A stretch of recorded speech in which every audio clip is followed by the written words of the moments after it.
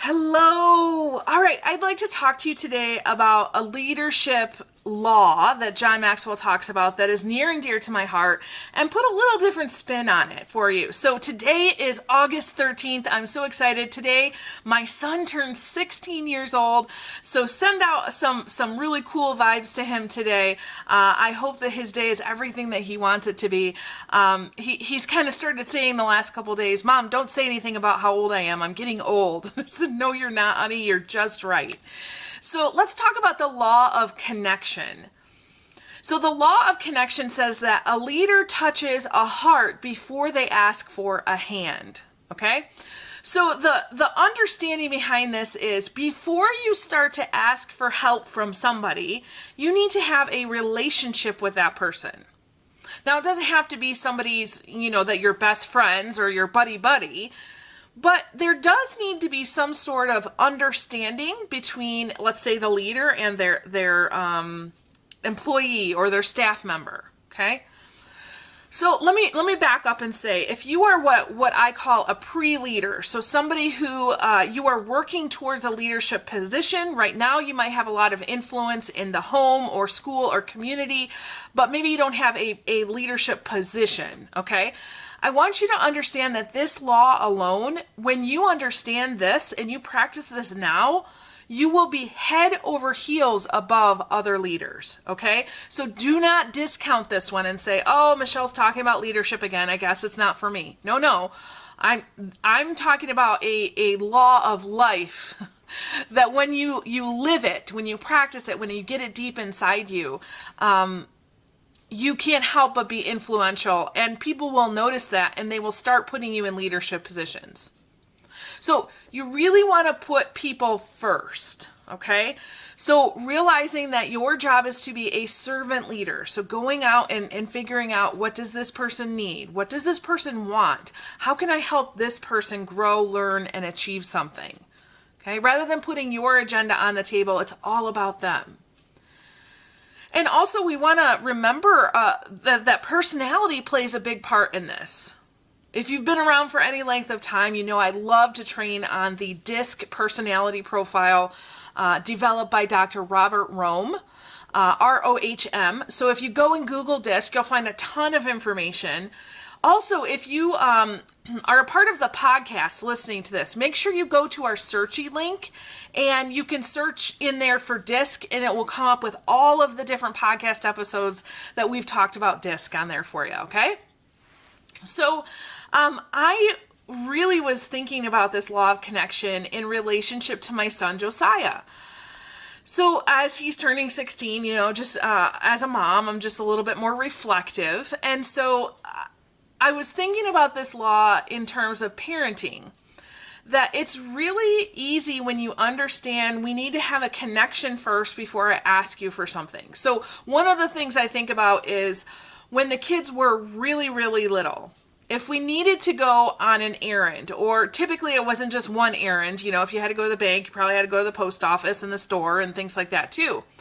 I knew that was going to require a lot of work on my part to keep them, happy, sane, healthy as we went about the day. And I also knew, I don't know if it was intuitively or maybe during my master's in early childhood education, it taught me this, but I learned somehow that give them a little bit of something before you ask for something. So I'd say, okay, guys, we got to go to the post office. And before we would go into the post office, I'd say, okay, who wants to open the door? Who wants to, put the key in the thing? Who wants to get the mail out? We would come up with this plan of who was going to do what. And just taking that minute of going through the plan was having a connection, heart to heart with them before we went and actually did whatever the errand was. And I found that they were so much more engaged in the process, and we could go and get all of the errands done before people started to fall apart, okay? And then I kind of, as they were getting older and they were starting to help out at the house, especially with Josiah because he's the oldest, going through this, typically on a Saturday morning, we would sit down, everybody would be up, and we'd say, okay, now it's time for us to get our chores done. And we would sit down and I would ask them, even when they were, 2 and 4 years old, I'd say, okay, guys, what do we need to do today? And they would, parrot back to me what I had basically told them. So, okay, we need to clean the floors. Okay, we need to change the sheets. Okay, we need to do laundry, right? We would write all of those things down and I'd say, okay, who wants to do what? And so we would come up with that plan again. And then we would make this schedule. And usually I would draw a little picture. So we would have a chore, maybe it was laundry. So I'd draw a laundry basket. And then I'd say, what do you want to do when we're done with laundry? And it might be go for a walk, play outside, play a board game. So we would draw that picture on the schedule. And so we would do a chore, then we would play a game. Then we would do a chore, then we might watch a short show. Okay? And what I learned throughout that whole process, especially with Josiah, if he felt a connection with me, he would do way over and above what he would normally do. Now, I want to be very careful here and help you understand we're not trying to manipulate somebody in any way here, okay? We use our superhero powers for good in this group, don't we?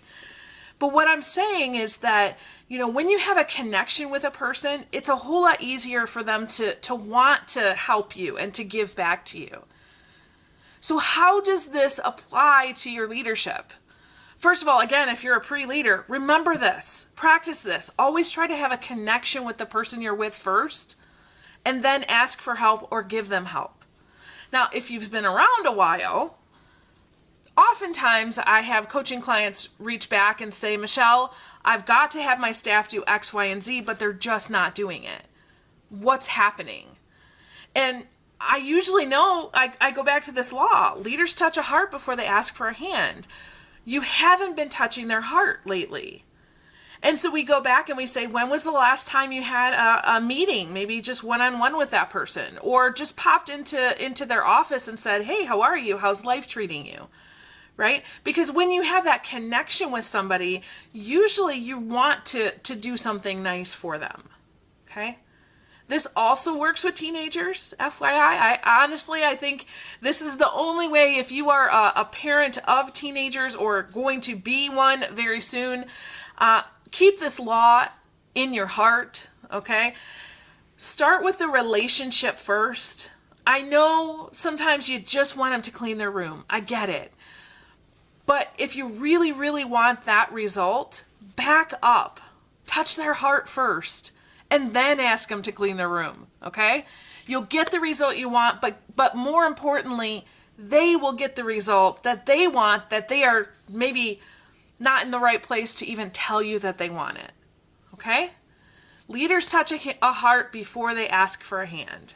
So if you're not getting the results you want from the people in your life, whether they be tiny humans or big humans, back up a little bit, focus on relationship, people connection, and see if that helps you, okay? Awesome. Hey, thank you so much. Again, send good thoughts and vibes to Josiah on his birthday. Thanks for celebrating with us. So with that, I release you into the wild. Go forth and prosper. Have an amazing day, and we'll catch you next time. All right, bye-bye.